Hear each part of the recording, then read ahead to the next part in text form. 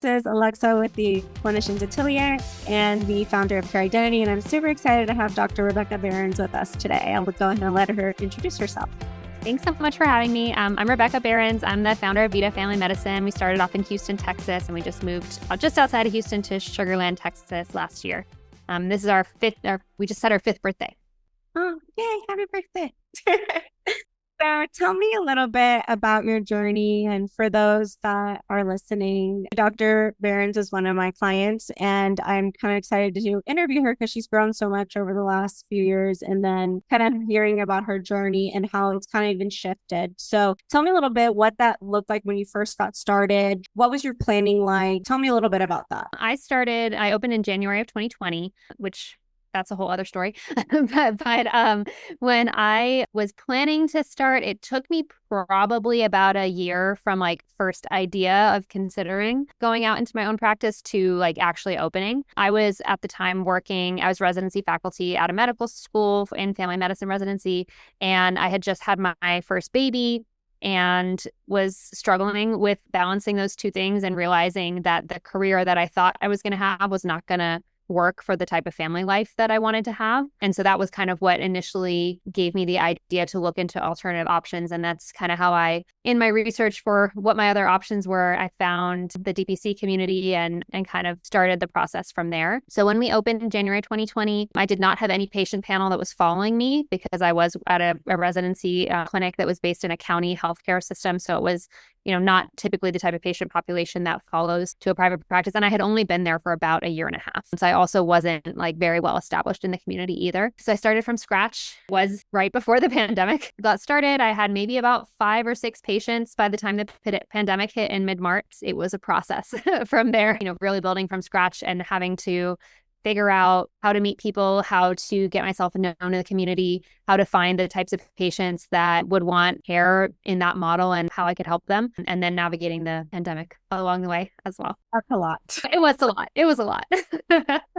You started learning to meet people. Can you expand a little bit? What did that look like for you? And do you feel getting out in your community helped you grow? The advice that I had always heard from other DPC doctors was like pound the pavement, but I didn't know what they meant by that. And so initially what I was doing was I was just like, okay, I'm a new PCP. I'm going to go and visit all the specialists in my immediate area, go by their office, try to meet them, get to know them, and then say like, hey, I could refer patients to you if they needed services from a specialist. And then if you have patients who need a new PCP, I'm someone who could help them. This is how I'm different. It was impossible to get in touch with any of them doing that. So I was literally pounding the pavement. Like I would spend a whole day driving around, walking office to office, could never get past the front desk, did not know how to even begin to get in touch with these people.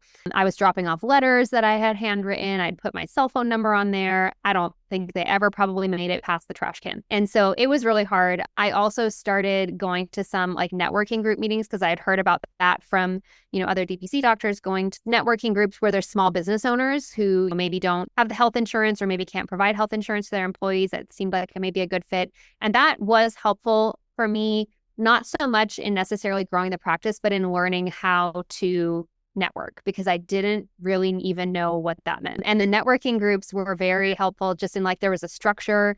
They kind of helped me practice talking about myself, talking about my practice, talking about what I did. I would learn from the feedback I would get from people when I explained it. Oh, this makes sense to people or this doesn't make sense to people. And I kind of just got over my fear of talking because I'm a typically very introverted person, do not like speaking in front of people, do not like talking about myself. And it helped me just kind of practice that and just like get over that. And then, the pandemic happened. And so everything changed because then there were no more in-person networking groups. There was no more dropping by offices. And so I had to pivot at that point because there was no other option. And that pushed me to using social media. Funnily enough, it had never really occurred to me to use social media for that sort of purpose. Like I had seen people posting on social media and I was posting on social media about myself, but you're sort of shouting into the void when you do that. There's millions of people posting on social media. So there's no way of knowing if your posts are getting to anyone relevant or that they're even reading your posts, But I kind of just ended up getting more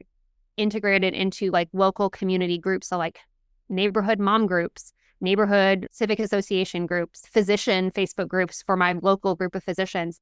And that's how I ended up meeting people. I would see people who were posting that they were in private practice or that they had a patient who was looking for a PCP, and I would connect directly with that person on social media. On the neighborhood Facebook groups, people would ask a lot of questions about the pandemic and then also just other medical questions that people had. And you can start to see the types of things that people are asking and the types of pain points that people have because they're telling you directly.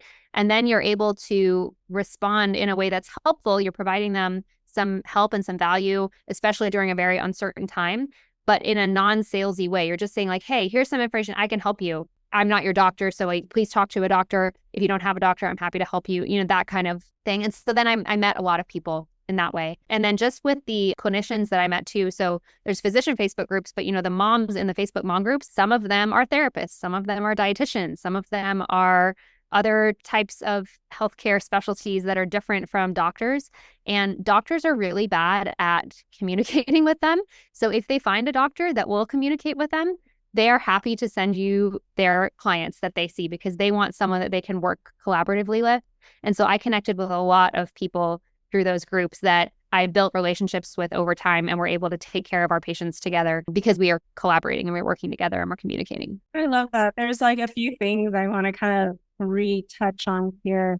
One was pivoting. Anyone that's a business owner, entrepreneur will learn the longer you're in business, you have to learn to constantly adapt, constantly pay attention to your audience. How can you help them? How can you serve the pain points? And that's something else that you mentioned. I love how you leverage the groups to be a source, a resource, but without being salesy. And that's what I always tell people. If you provide the value, and so then that kind of helps people bring their guard down, kind of go research you. That's why being active and having videos is also important because people then like to stalk you. I hate to say it that way, but it's true. They'll start like looking at your website and looking at your social media and getting a feel for who you are and what are you about. Because I'll do that. I'll, provide value in comments. And then I'll just be like, here's some more information, not in a committed type way. I think groups are great. And also, you were saying building those relationships in some of those other healthcare niches as well. Tell me a little bit through the groups, did you see any patient conversions through that? I did, yeah. Initially, when I first started, I had just had my baby. My son was 18 months old when I opened. So I was very interested and focused on postpartum care, families care, and breastfeeding. And I had a lot of people that I would answer breastfeeding questions for or direct them to breastfeeding resources. And I would get people that would, like you said, stalk me and figure out that I also could help with that. And they would then turn out to be patients. And after a while of like responding helpfully, again, not in a like, hey, come to my practice, I'll see you. It's like, hey, here's a resource, or hey, I'm a doctor, I have a baby too. This is what I do. Talk to your doctor about it, or I'm happy to talk to you if you want. But then they would go to your profile and they would go to your website and they, and they do. And then they show up in your office. And I would eventually start getting tagged in posts by people that I didn't know, people I'd never met would tag my name in a post because they would know that I would answer the question. And so, so I definitely had patients conversions from that for sure. Just for those listening, I obviously know Dr. Berens. She was actually my doctor too. I was going to say she's wonderful. I know you recently had kind of like a transition between more focused primary care and you kind of went more into a niche. Can you kind of explain how did you find that niche and what kind of led you to do that, shift? Yeah. So kind of like my niche, I work with a lot of patients who are in recovery from an eating disorder or disordered eating. And it was a very organic way that this happened. It was never my intention or focus. It's not how I was marketing myself. The way it happened was initially in those early months, it was February of 2020. Yeah, February 2020. So it was National Eating Disorder Awareness Week. And when I was posting and shouting into the void on social media, I posted a series of posts about National Eating Disorder Awareness Week because I had an eating disorder in college. And so it's a topic I'm very passionate about. And so I posted about that and connecting with local people on social media. I don't know exactly how it happened, but someone connected me to an eating disorder dietitian. So a dietitian that treats patients who are struggling with disordered eating or eating disorders. And they saw my post and they're like, oh my gosh, you're a doctor who's like heard of this stuff. Like, because it's not something that a lot of doctors are very familiar with or very comfortable with. And so we ended up meeting. And I am not an expert in treating active eating disorders. I don't work in like a treatment center. I've never worked in the hospital with eating disorder patients, but I'm very familiar with the struggles of just the mindset around seeking healthcare and the things that you hear from healthcare providers when you are recovering or you're struggling with eating disorder recovery. And so I have always practiced from a what's called a health at every size approach, which is basically, not focusing on weight or size or shape of the body, but focusing on improving someone's health behaviors and their relationship with food and their body. And so that's just the approach I've always taken. And when this dietitian met me, there's like no doctors around here that understand this. It's so hard for patients to find a doctor that they trust. They'll go to the doctor and the doctor focuses on their weight and is like, you need to lose weight when this patient's literally just come out of eating disorder treatment. So we just kind of connected over that and just organically over time.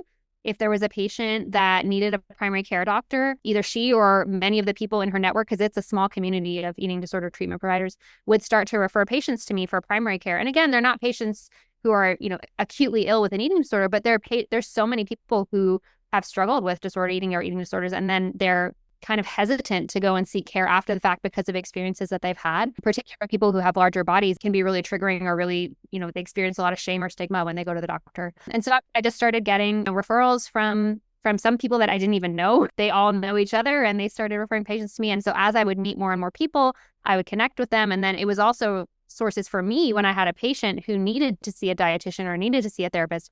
I want to make sure that the person I'm sending them to is aware of these sort of issues that the patient might be experiencing. And so, it was just sort of a very natural collaboration of like, we have a similar approach to care, a similar mindset around kind of how to approach different issues. And we work together well. And so, it kind of just naturally grew that way until the point where a lot of the new patients I was getting were referrals from these treatment providers. Let's talk a little bit about as you were shifting, assuming the way you maybe marketed in the beginning probably began to look a little bit differently, and then also the rebranding. So I know we had done your original brand. So tell me a little bit about that journey between how that also translated into not just marketing, but also your overall brand. Initially, when you and I worked together, I think pretty heavy focus on like lactation and postpartum care, because that was something I was really interested in and was thinking would be a big part of my practice.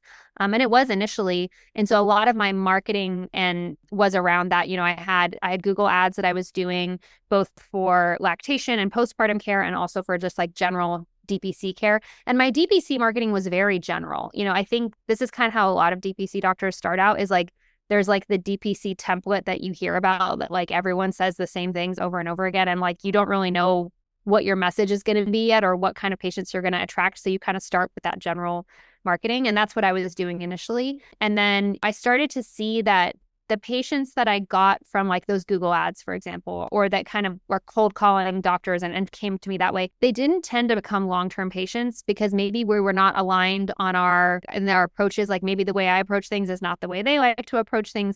For example, if someone is like dead set on focusing on intentional weight loss, that's not something that is part of the way that I practice. I help patients who are struggling with metabolic syndrome or who are struggling with their weight, but it's not a focus of mine to get your weight as low as possible. And so that does not align with what everyone is looking for. You would just start to see that there was a lot more churn between patients, that we weren't super connected in that way. Whereas the patients that were referred to me by a like-minded practitioner of, clinician of any kind, we were all on the same page and we worked really well together, and they were getting great outcomes that made them happy. And I felt good about the care I was providing for them. And it was like a win-win for everyone. I really shifted away from that sort of like shout into the void ad-based marketing that I was doing. And, still I was doing obviously the more relationship type marketing in Facebook groups. And I was just really focusing on that instead of the ads and the traditional advertising. That's just kind of how that shift happened. And then, the rebrand was people would come to my website after being referred and they'd be like, oh, so you only see women, or you only see babies, and I was starting to realize that there was some confusion happening because of the way that the branding initially had focused, which, at the time was my intention, but realized that like over time, the way my practice had shifted, that was becoming a smaller and smaller percentage of the patients I was seeing. And the patients that were looking for me were then getting confused when they came to my website. So that's kind of where the rebrand came from, is like aligning the branding of the website to be more clear for what people were looking for when they showed up there. I like that you said that yes, this was kind of the focus in the beginning and it shifted and it was starting to cause confusion with this newer audience I was engaging with. And I think sometimes people may think because they invested in the beginning in something, they have a hard time letting go of it without realizing that you probably are maybe leading some of your audience astray and maybe they're not reaching out. Thankfully, you had feedback, but sometimes people aren't going to tell you and you don't know why they're not converting because the page is the site or the content is not speaking to your ideal patient, essentially. I think that's a really good example. And being able to say, I went ahead and I invested to be able to speak more to the audience that I'm passionate about today. I know over time you kind of had a steady growth, but it was like a little bit over a period of time. How did you stay motivated in moments that maybe you had certain expectations of where you would be? And how did you also, are you at a certain point where you feel more comfortable now? Are you kind of capped out? Do you have a wait list or do you continue to take on patients? Tell me a little bit about that process. When I opened in 2020, I had sort of this idea of just like what I'd heard from other doctors that you would get about 8 to 10 new patients per month. That's what I kept hearing. So that's kind of what I expected. My first month, I had one. And I was like, well, that's my first month. And then my second month, I think I got like 4 or 5 because I think I was at like 5 or 6 by March when everything happened. So I was like, okay, it was like picking up and I was like, okay, it's going to take a few months. But then I figured I would kind of start to get in a steady state. Yeah, March 2020. Everything came to a standstill. The pandemic happened. My son's daycare closed for 2 weeks because they had their first case. So they shut down for 2 weeks. So I was 2 weeks for sure at home with my child. That same week, I found out I was pregnant. And so 2020 did not go at all how I thought it was going to go. From March through June of 2020, I did not have childcare consistently. We never sent my son back to daycare because there was so much up in the air confusion. And then I was in my first trimester of pregnancy. We didn't know anything about COVID then. Obviously, there's other viral illnesses that cause birth defects in pregnancy. We had no idea what was going to happen. So I was not willing to risk it. We decided I was going to stay home with my son and just minimize our exposures until we knew more, until we had a better understanding of what was going on. And I essentially just worked from home with my 18-month-old. And during his naps for like a couple hours in the afternoon, I would do some work. I would do some, virtual networking. I would do some Facebooking. I would do some virtual visits with a few patients that I did have. And I did continue to get a couple new patients during that time. And I tried doing some like virtual acute visits for a while, just again, to try to like help with the general confusion and panic that was happening, but also to try to like bring in some patients. I tried a lot of different things, but it was literally in like 2-hour chunks while my son was napping for 3 months. And then by the summertime, things had started to like get a better hold on things. My mom was no longer working because she works for a school district. So she was off in the summer. So I had some childcare and I was able to start picking up again more. But yeah, so that first year, none of it went to plan at all. And it was a lot of pivoting and just completely unpredictable. Could never have guessed any of that was happening. And then, of course, I had my baby in November of 2020. And so then I had to navigate maternity leave. I, by that point, had about 55 patients, hired a virtual assistant to help me. And I did some like a little bit of work daily on my maternity leave and managed to hold it together and then kind of came back the next year ready to go. And so, yeah, so we grew pretty steadily between 2021 and 2023. And around 2023 was when I probably reached about my capacity. I was estimating that I was going to be at capacity at about 300 patients. It's closer to like between 200 to 225 for me is what I've determined is my capacity. And so I've stayed pretty steady since then. Every month there's people that move on for various reasons. They move, like you said, or things change, insurance changes, life changes. But I've stayed around between 200 and 225 patients since that time. And of course, I'm always taking new patients because I'm always losing some for one reason or another. But I've stayed sort of in that steady state since then. And then last year, 2024 in September, I had another doctor join me. And so now we're trying to build up her panel. And so we have a lot more capacity now because she's here to take on, so we can take on bigger numbers of patients again. So now we're sort of doing a bigger marketing push. Before I was just really building on the relationships that I had. And now we're doing a little bit more of a marketing push again to try to bring in the volume that I'm not able to take on myself. That's really good. And I appreciate you kind of sharing that because how did you navigate though did you ever feel like frustrated that it wasn't going as it was planned? Did you ever feel like, did you ever have these moments where you maybe were like, is this the right path for me? Or were you committed? Like, tell me a little bit about how you managed that disappointment, let's call it. Yeah. So I think every person who owns a business probably has felt all of those ways in a given day. Like, you're like, some days like, oh my gosh, this is the best thing ever. Everything's great. And then the next day you're like, this is terrible. What was I thinking? Hugest mistake of my life, right? Like, it's just a roller coaster. And it's like the pandemic is a perfect example. Like, no one was ready for that to happen. No one had any clue that was coming. No one was prepared for the downstream effects of that. And that is just, that happens all the time. You can have international tragedy panics like that, or you can have individual personal things that have come up. I've had a second baby since DPC started. So now I have 3 kids. We've had like personal stuff happen in my family. We've moved my family's home. We've moved my office. Like, there's always going to be disruptions and things that come up. And you just have to kind of roll with the punches. And like, yeah, there's a lot of days where it feels terrible, but you just keep going. I'm in therapy, which I think is necessary. I go to therapy regularly. I have a business coach that I work with. You have to get that support for yourself. And I have a network of other like women physician practice owners here in Houston that we lean on each other and help each other out and, share our struggles and frustrations as they come up. So yeah, you know that those things are going to happen and you just have to have a plan for managing it. No, I appreciate you being honest about therapy because I started business at such a young age. I ran myself ragged for years, working a full-time job and part-time.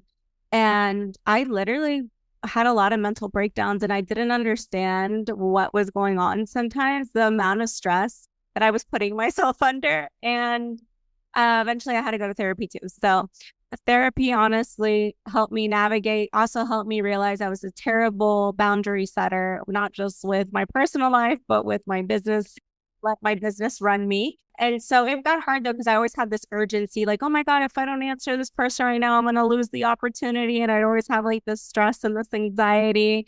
And I think it is something I wish more people talked about, the stress and the anxiety and sometimes the amount of stress a business owner can go under. And therapy, definitely, I would recommend it to anybody because it's not healthy to just try to do it alone for years, because I did that. And I definitely ran myself into the ground and I was not in a good mental state for a long time. Today, thank God I'm in a great place, but it took really like doing the work of also like learning to set those boundaries in everything. And then the other thing too is you're right. Everyone does feel a bit of those feelings. Like I always think of that one meme they put online where it's like, I'm doing great. Oh no, what was I thinking? And it's like this up and down. I got to the top. Oh no, I'm going bankrupt. Like literally the emotions you go through as a business owner is insane. But I also don't think I could ever go work for anyone after you see the freedom that you can have of your time, depending how you choose to manage it. And I also like that you said originally you thought you wanted, 300 patients. And then you were like, no, for me, I realized my capacity was 200 to 225.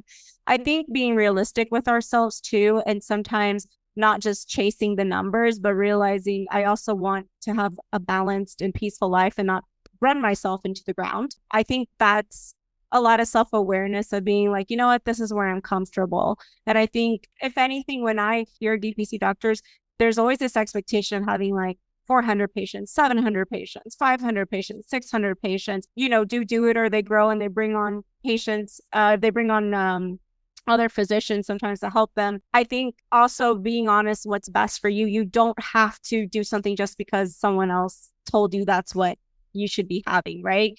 And I think that's also why sometimes people feel like they're not hitting certain quote unquote numbers and they feel like maybe they're not where they're supposed to be. But I think at the end of the day, like you said, you need to figure out what's best for you and what you are comfortable, managing.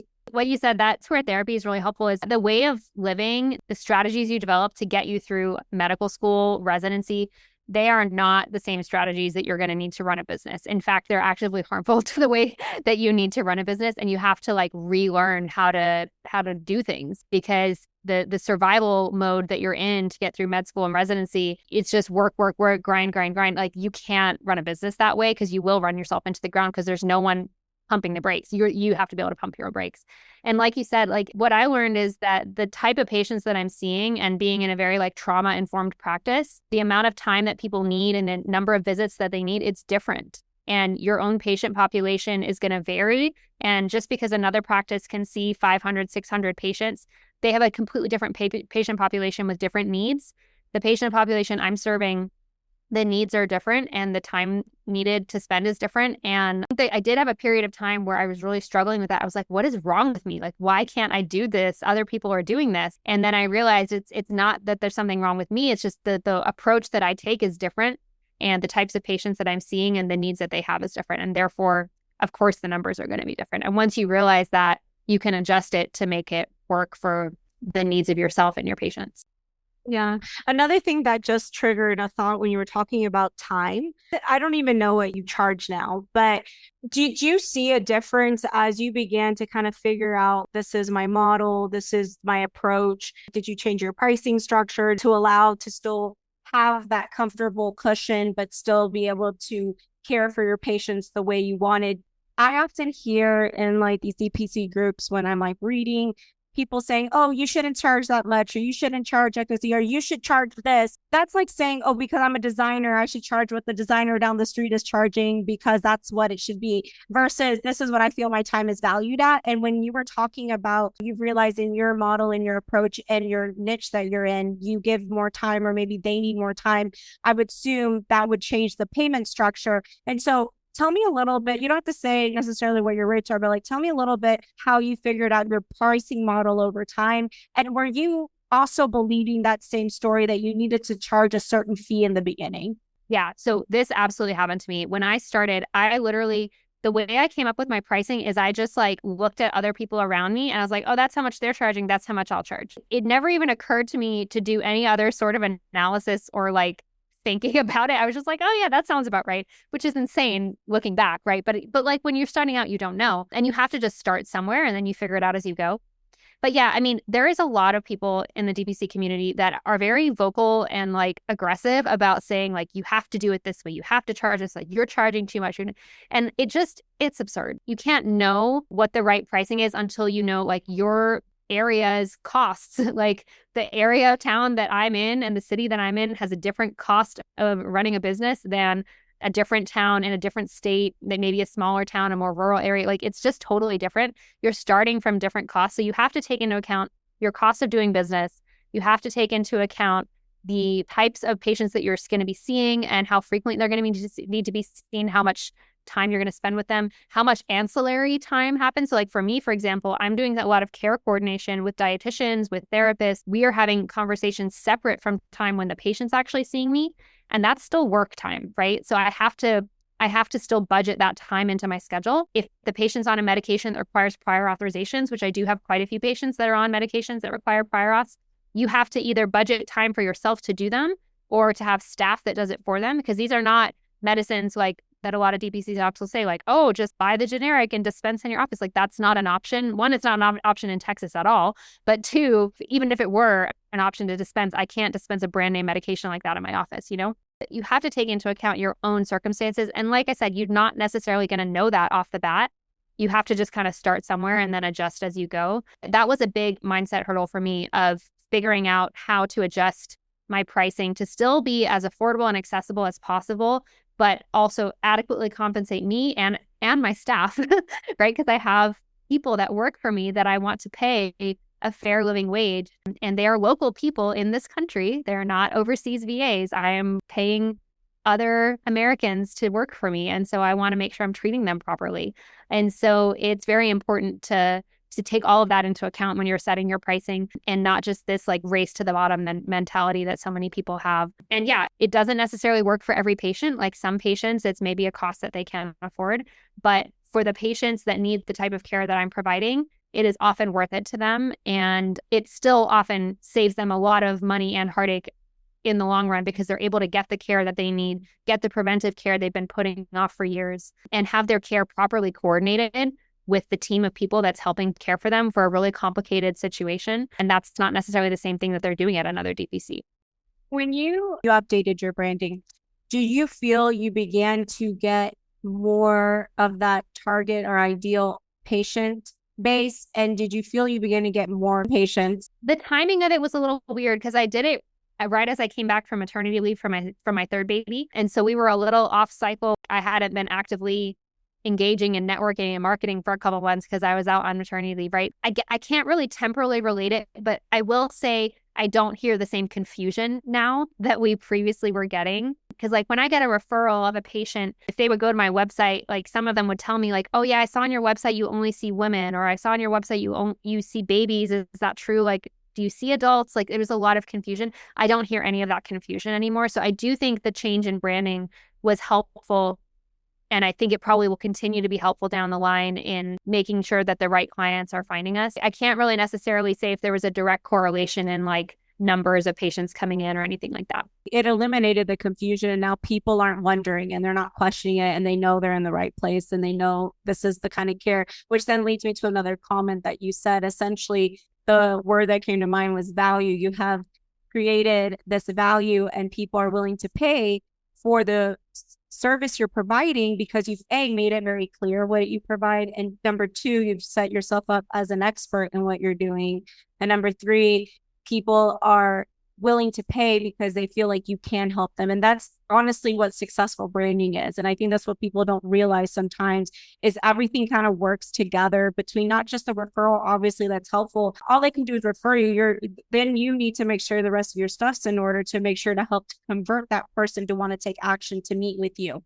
And so it sounds like you've done that pretty well, and you've kind of figured it out along the way of how to set that all up. What advice would you give to somebody today that's either starting or they've started and they're not meeting their own expectations? What would you say to that person? Yeah. So I would say, first of all, you have to give yourself some grace because you're just figuring out how to do this. So I think there's a lot of people who are very hard on themselves. I definitely was, where it's like, you feel like you should be meeting a certain target. If you're not meeting the target, it's not because there's something wrong with you. It's because there's a skill you're still building, you're still learning. And it might be that the way you're currently doing things, the model you're trying to do, you're trying to fit a square peg in a round hole. Like maybe what you're trying to accomplish is not going to work in the type of model that someone else has set up for what they're doing. You know, you have to look at the data that you have, the information that you have, and help determine for yourself, why is this not working? And the answer is never because you're terrible, right? It's not because there's something wrong with you. It's because you either have a new skill you need to learn, you need to improve something about your processes, or you need to shift the model of what you're doing. So it's using data to make decisions and make changes, not just like beating up on yourself and feeling bad about yourself. And I think the biggest thing that helped me, honestly, other than like building these referral sources and building these relationships, was getting business coaching. Like that really was so helpful to me because I knew that there were things I didn't know, but I didn't know what I didn't know. And I was like, there's something wrong. I'm missing something. What am I missing?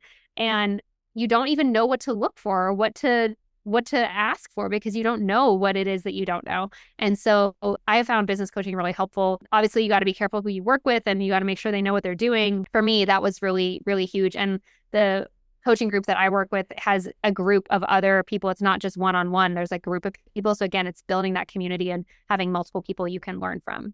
So I would say, I wish I had done it sooner. If I had known it was a thing, I would have done it sooner. But again, I didn't know what I was looking for. And then once I found it, I was like, this is what I was looking for. I was looking for someone to like help me, not do it for me. Because that's the other trap that I see people fall into is like, there's all these companies that are like, oh, we're a consulting group. We'll help you set everything up. And then we'll take a cut of your revenue forever. That is not coaching. That is completely different. And I would not recommend that. What you want is you want someone who can teach you and coach you through what you need to learn so that you can do it for yourself rather than do it all for you. Now you're dependent on this person that's going to take a cut of your revenue for the rest of your business. So very important to make sure who you're working with is going to do the right thing for you. No, that's really good. Honestly, that leads me. I know I always talk about real estate, but there's just so many sales correlations there. I talked about that, and I know we only have a couple of minutes left, but I'm glad you brought that up because that's kind of what I see when it comes to like real estate agents. They go with these brokerages and they never really learn to become independent of the brokerage so that they don't have to pay these big commission splits. When you say something like that, it's ultimately a similar structure, just that they set it up a little bit differently with who they're working with. But you do need to be careful because obviously you're trying to become profitable, and it's hard to be profitable if you keep paying all these people a percentage of what you're making. And so I'm glad you kind of brought that up because that's something people don't typically talk about. And the other thing is for me with my real estate brokerage, I try to teach my agents how to do everything themselves because as much as I'd love for them to stay with me forever, the reality is like sometimes they don't. And they need, like, I feel like in order to really be independent, you need to learn to do it. So I like that you said that the coach taught you how to do it so you could be independent. And if you decided at some point you don't want to continue the coaching, at least you know you've gotten the skills that you needed. One thing I did want to ask you real quick about the coach. What would you recommend to someone that is maybe looking for the coach? Would you recommend someone that's in their field? Would you recommend certain skills? How did you determine what was best for you to select your coach? Yeah, so I've worked with two. The first one I started working with had a DPC practice herself. So that to me, it's important that the person that you're learning from has actually done what they're coaching you through. Because if they've not done it themselves, how are they going to help you do it? So that was really important to me. And then after I worked with her, I ended up working with a different coach who's also a physician, not DPC specifically, but also a physician, has an understanding of building a medical business, has built a medical business that's very successful. And what I liked about that was not just the coach herself has done it, but she has a group of other people. And there were other people in that group who had also done or were in the process of doing the same thing. And I think it is important to have someone coaching you who has done it themselves. Like that's the real thing. Because I've definitely seen coaches, and coaching is a whole industry that there's a lot you could say about coaching, and there's some predatory stuff going on there, right? But a really good coach who knows what they're doing, they have the receipts. They've done it themselves. They can show you like, this is like, I've accomplished this. I've learned all these mistakes along the way. So you don't have to learn from yourself making mistakes. You can learn from my mistakes and start ahead. And they're also, like you said, they're directing you to the right resources. Part of what we're doing in coaching is like, there's a book we read every month that is teaching you a new skill or like expanding your mindset in a certain way. There's discussions that are happening. Like it's always building on itself. It's not just like following a specific formula or follow me step by step, do it this way. Because again, that doesn't work for everyone. You have to adjust it to your own situation. It's not like there's going to be a series of step by step instructions of like handed. It's learning how to do what you want to do. And so I think that's like the really important thing is making sure you're actually learning, like you said, to be independent and learning how to know what is the next step to take rather than just like following cookie cutter instructions for someone or having someone do everything for you. And then you just pay me this small percentage forever. And it's like, no, that's not helpful at all. That's actively harmful, actually, because now you're so dependent on this person. Yeah, it's actually funny. Just this last thing, my dad was very much in the sense that he literally, I was 12. He's like, I will give you the money. You make the appointment to go. It was for the eye doctor, I remember. I'm like, but I'm a baby, I'm freaking 12. I need to make my own appointment. But, I thank him for doing those kind of things because they taught me to be independent and learn and to go look for answers and not to depend. Now, my mom was the actual opposite. Like, she would like do everything for me. So sometimes I tell my mom it was probably better that my dad, like, my dad, he finished raising us from the age of 12. Mainly because of countries and all that. My dad, he definitely taught us to be independent. And so I do think it's true. Like people sometimes claim, and I think sometimes you do want to make sure they've actually done it. And if they were successful doing it, because there are a lot of people that try to coach, but like you said, never did it. So I do appreciate you giving people kind of like tips to look out for. And I really appreciate you being on the podcast and sharing your experience. I'm so happy you were on with us here. Thanks so much for having me. And I appreciate you because you've been with me since the beginning. You like helped me start this whole thing. I'm sure I was like probably a really annoying client to work with because I had like no idea what I was doing. So thank you for putting up with me all those years ago. No, you're wonderful. You're a wonderful doctor too. Thank you for joining today's podcast, and I'm really excited to announce I did release our latest course, I Need Patience, yesterday, that essentially teaches you how to discover your natural sales style, how do you connect with people from that space, and then how do you actually have conversations with potential patients or clients to be able to lead them to say yes and join your practice. If you want more information, you can visit our website at theklinishenatelier.com.